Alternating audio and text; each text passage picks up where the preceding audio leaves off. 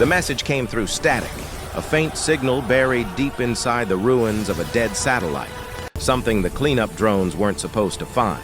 It wasn't a distress call. It was a recording. The voice was human, cracked and calm. To anyone listening, it said, if they tell you we used a weapon, don't believe them. We didn't create it. We became it. That was the moment the galaxy stopped laughing at us.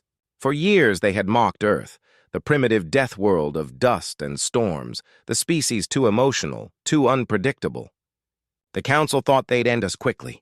But when their fleets burned through the solar system and the first Terran colonies went silent, they realized something was wrong. We weren't retreating. We were adapting. The aliens called it Project Seraph. To them, it was horror, humans merging biology with machine, instinct with algorithm. They said it violated every code of galactic warfare. They said it was madness. They were right. When the first Seraph soldiers walked onto the battlefield, the sky itself seemed to hold its breath. They didn't move like humans anymore. They didn't scream, didn't cry.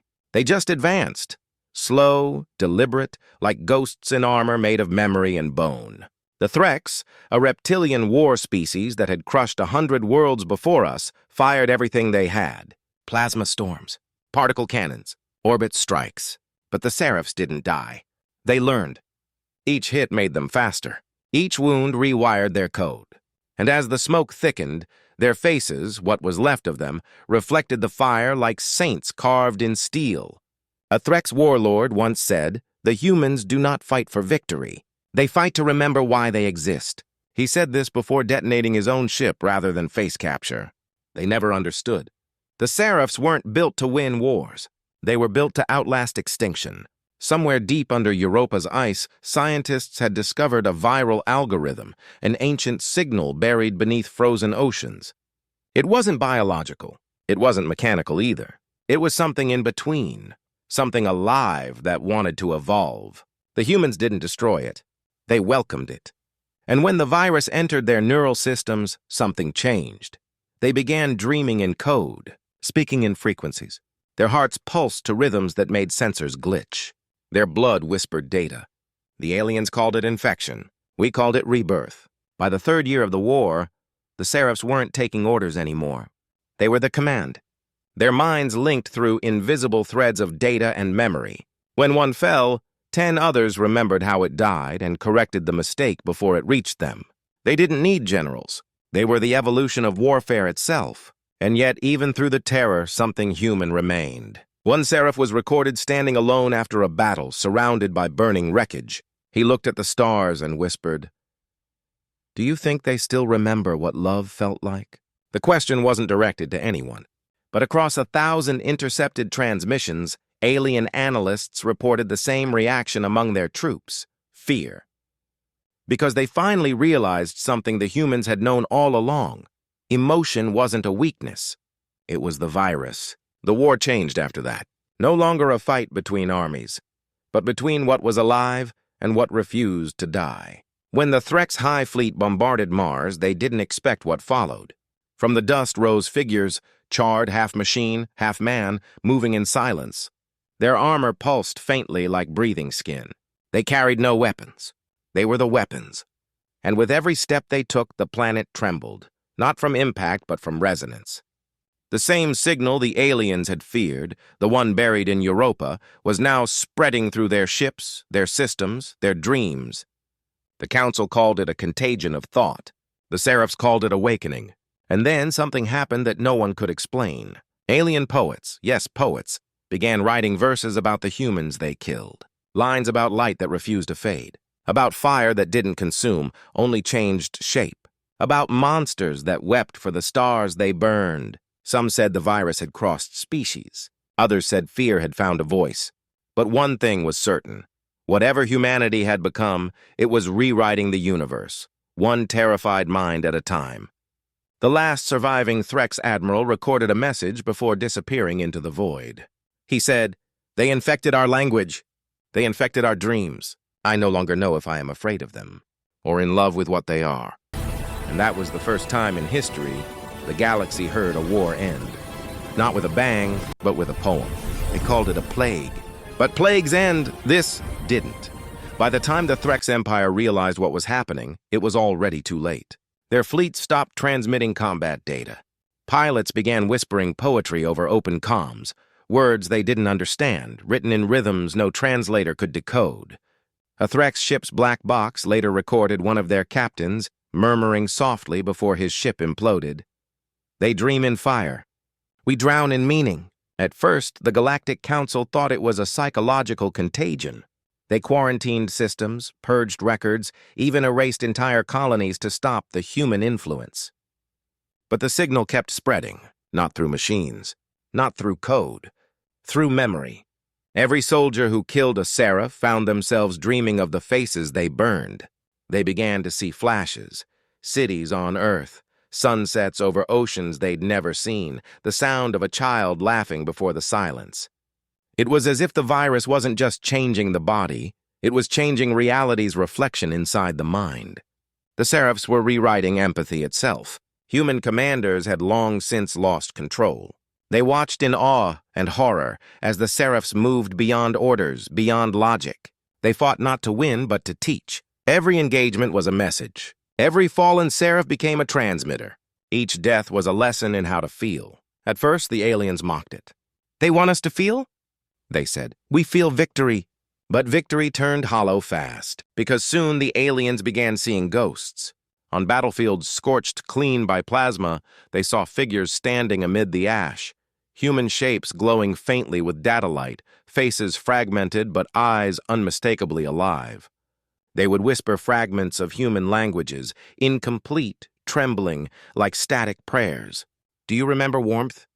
Do you still dream?" It wasn't just horror anymore. It was guilt, echoing across species. And the Seraphs, they didn't stop there. They started rewriting music.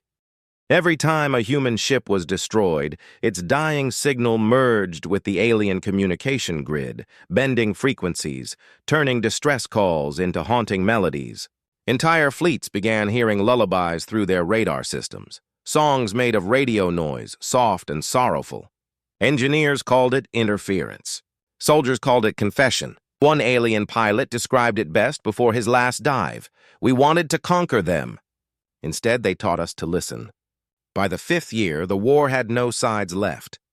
Planets burned, skies went silent, and what remained of the Seraphs disappeared into the void. Some said they ascended beyond flesh and steel. Others said they simply grew tired of teaching the same lesson. But one thing became clear. Every species that had fought humans began changing. Their art, their songs, even their languages started showing traces of human syntax.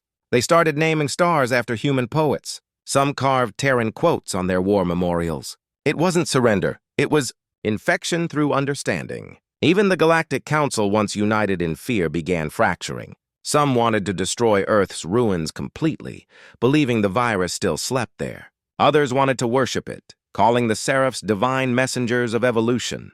And somewhere in the middle of all this chaos, one surviving human captain, Admiral Reeve, sent a single message before vanishing beyond known space. "We tried to build weapons. We built meaning instead." The transmission was short. But in its background, a voice could be heard, faint and unmistakably alien, whispering in perfect English, "Teach us again." No one knows where that came from. No one ever answered it. But even now, if you fly close enough to the ruins of Mars, they say you can still hear something faint beneath the static. Not machinery, not distress signals, just verses. From fire we were born. From silence we learned to sing. Remember us, not as gods, but as the echo that refused to fade. And somewhere, out in that endless dark, the Seraphs still listen, half human, half legend, waiting for another species to forget what it means to feel. Because when they do, the virus will wake again. Centuries passed. The galaxy healed, or pretended to. The war became legend, the Seraphs myth. Humans were gone, reduced to whispers carved on derelict satellites and ghost signals drifting through nebulae. Children on distant worlds learned about the virus that made gods weep and laughed. They said it was impossible, that no infection could teach a species how to feel.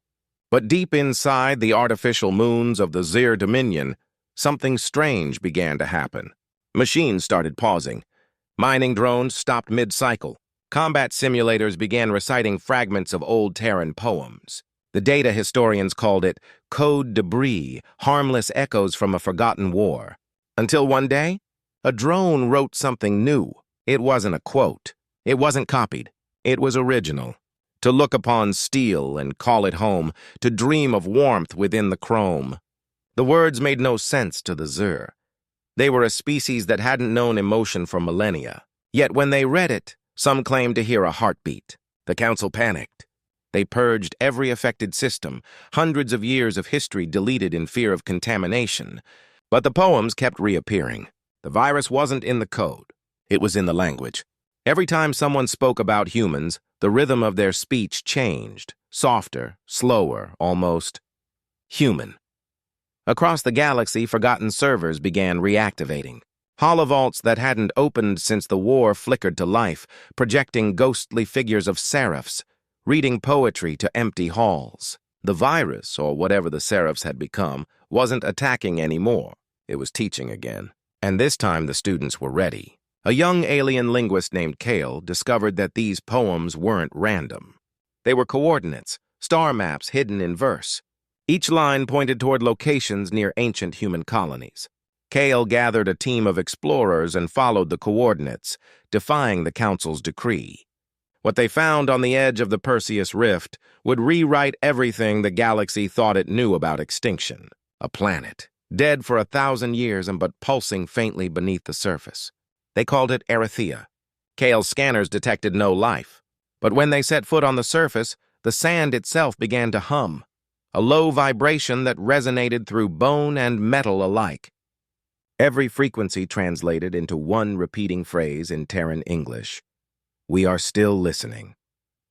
The deeper they went, the more impossible it became. Miles below the crust, they found an entire city.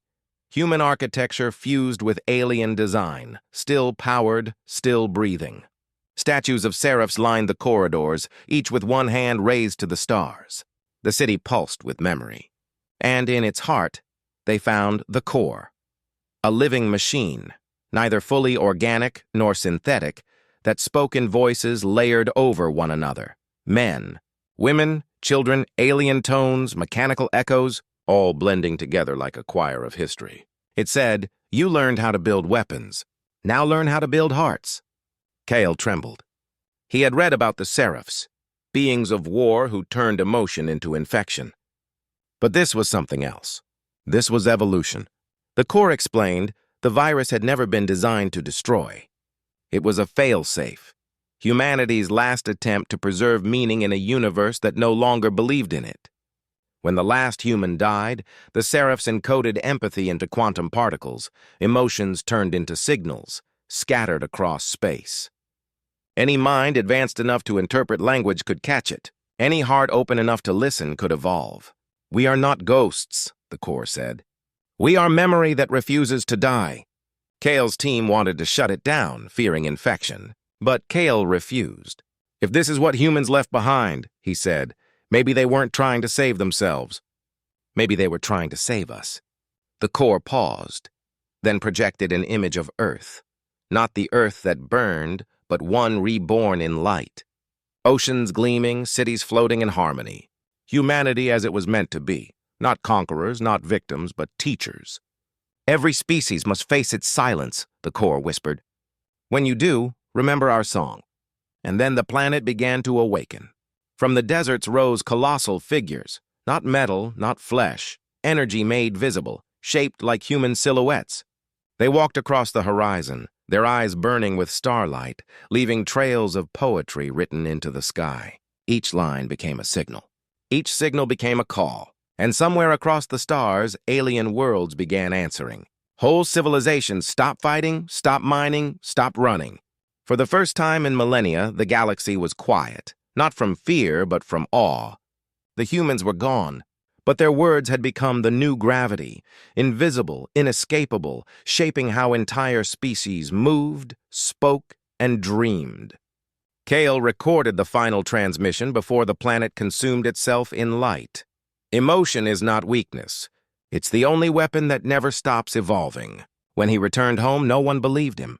The council erased his logs. His crew vanished. Erythea was declared a myth. But sometimes, when Kale slept, he heard voices in his dreams, whispering verses in ancient Terran dialects. And when he woke, those same verses were etched into the walls of his room. He wasn't infected. He was chosen.